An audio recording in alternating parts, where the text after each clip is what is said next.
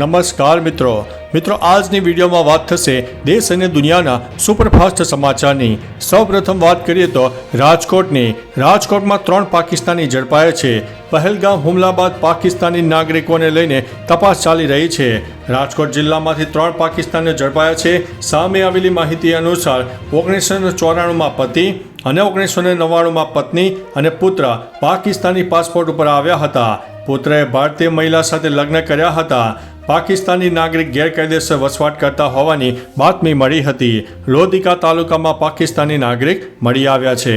મિત્રો, અન્ય મહત્વના સમાચારની વાત કરીએ તો ઘૂસણખોરોને 5 દિવસમાં બાંગ્લાદેશ ભેગા કરાશે। અમદાવાદ સહિતના શહેરોમાંથી ઝડપાયેલા બાંગ્લાદેશીઓને ડિપોર્ટ કરવા કેન્દ્ર સરકારની લીલી ઝંડી મળી ગઈ છે। સામે આવેલી માહિતી અનુસાર તેઓને ટ્રેન મારફત બોર્ડર સુધી લઈ જવાશે। 210 ઘૂસણખોરોને 5 દિવસમાં બાંગ્લાદેશ ભેગા કરાશે। મિત્રો, અન્ય મહત્વના સમાચારની વાત કરીએ તો પહેલગામ આતંકવાદી હુમલાને લઈને સૌથી મોટો ખુલાસો થયો છે। પહેલગામમાં થયેલા ઘાતક આતંકવાદી હુમલાના થોડા દિવસો પહેલા જ ગુપ્તચર એજન્સીઓએ એવી આશંકા વ્યક્ત કરી હતી કે પ્રવાસીઓને નિશાન બનાવી શકાય છે। ગુપ્તચર એજન્સીને ખાસ કરીને શ્રીનગરની બહારના વિસ્તારમાં જબરવાન રેન્જની તળેટીમાં આવેલી હોટલોમાં રોકાતા પ્રવાસીઓની સલામતી અંગે આશંકા વ્યક્ત કરી હતી। આ બાબતથી વાકેફ અધિકારીઓએ શનિવારે આ માહિતી આપી હતી। મિત્રો, અન્ય મહત્વના સમાચારની વાત કરીએ તો ચોર આંબા પરથી 2000 મણ કેરીઓ ચોરી ગયા। કેરીની સિઝન શરૂ થઈ ગઈ છે, તેવામાં નવસારીના પૂર્વ પટ્ટાના ગામોમાં કેરીની ચોરી થતી હોય તેવી ઘટના સામે આવી છે।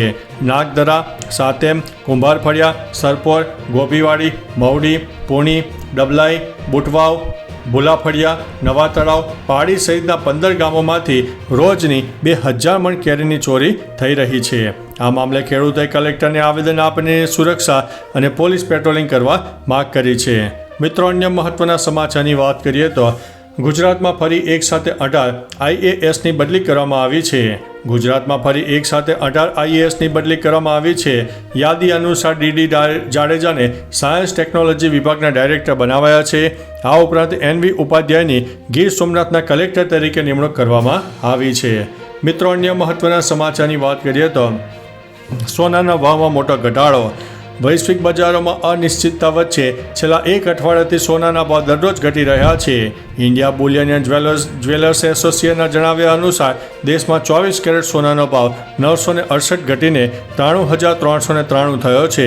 પહેલાં આ કિંમત 94,361 હતી। તમને જણાવી દઈએ કે આ 1 લાખ રૂપિયા પ્રતિ 10 ગ્રામ સર્વકાલીન ઉચ્ચ દરની તુલનામાં 6500 રૂપિયા ઓછો છે।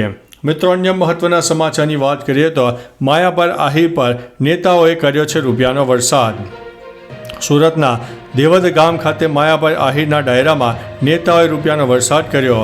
આહિર શૈક્ષણિક ભવન સુરતના ભૂમિદાતા પૂર્વ કેબિનેટ મંત્રી જવાહર ચાવડાનું સન્માન કરવામાં આવ્યું। સમાજને શિક્ષણ થકી દરેક ક્ષેત્રમાં આગળ વધારવાની નેમ સાથે સૌ આગેવાનો સહિત અનેક આહિરોએ લાખો રૂપિયાના દાનની જાહેરાત કરી હતી।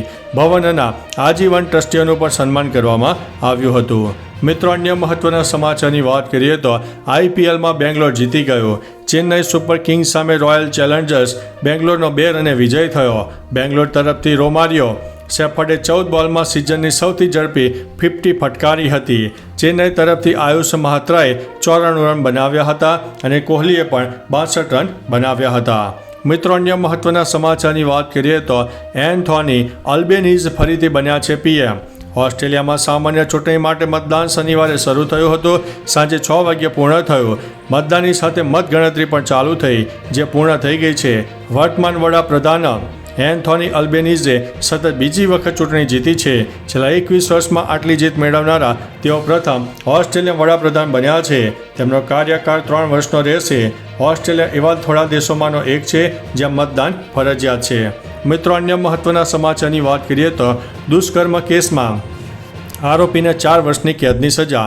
વડોદરાની એક સગીરા સાથે લગ્ન કરવાની લાલચ આપીને દુષ્કર્મ આચરનાર આરોપીને કોર્ટે 4 વર્ષની જેલની સજા ફટકારી છે। આરોપી સગીરાને મહારાષ્ટ્ર, રાજસ્થાન લઈ ગયો। રાજસ્થાન ખાતે ઉદયપુર ડેપોમાં યુવકે સગીરા પર દુષ્કર્મ આચર્યું હોવાનું બહાર આવ્યું। પરિવારે નવાપુરા પોલીસ સ્ટેશનમાં ફરિયાદ નોંધાવી। આરોપી યશ વિલાસ પવારને કસૂરવાર ઠરાવીને 4 વર્ષની સખત કેદની સજા અને રૂપિયા 10,000નો દંડ ફટકાર્યો છે।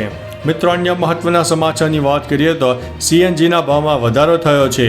જો તમે તમારા વાહનમાં સીએનજીનો ઉપયોગ કરો છો તો આ સમાચાર તમારા માટે અગત્યના છે. આઈજીએલે ફરી એકવાર સીએનજીના ભાવમાં વધારો કર્યો છે. આ વધારો 3 મેના રોજ સવારે 6 વાગ્યાથી અમલમાં આવી ગયો છે. રાજધાની દિલ્હી, નોઈડા, ગાઝિયાબાદ, ગુરુગ્રામ, કાનપુર અને મેરઠ જેવા ઘણા શહેરોમાં હવે સીએનજી મોંઘું થઈ ગયું છે. હવે દિલ્હીમાં સીએનજીનો નવો ભાવ પ્રતિ કિલો 77.09 રૂપિયા થઈ ગયો છે, જે પહેલાં 76.09 રૂપિયા હતો. તો ચાલો મિત્રો, ફરીથી દેશ અને દુનિયાના સુપરફાસ્ટ સમાચાર લઈને મળતા રહીશો. ત્યાં સુધી અમને રજા આપશો. નમસ્તે.